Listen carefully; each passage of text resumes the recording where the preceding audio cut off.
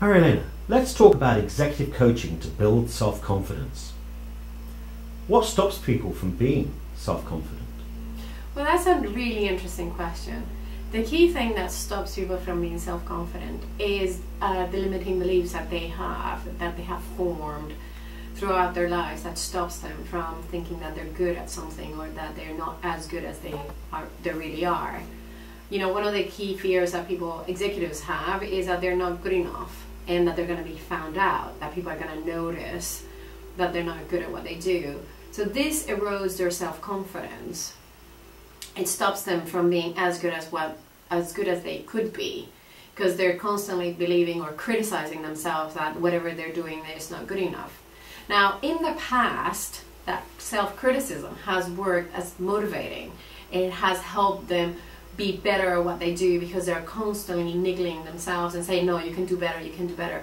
Now, the interesting thing is it gets to a point where that niggling or that self-criticism stops them from being good at what they do, because they're constantly focusing on what they're not doing well versus what they are doing well. One of the things that is really interesting is that people are afraid that the minute that they stop criticizing themselves, that they're just going to become complacent and not be very good and not challenge themselves anymore, which is a fallacy, because if you think about it, once you have been successful, once you're good at what you do, you're not going to stop being good at what you do because you're not criticizing yourself.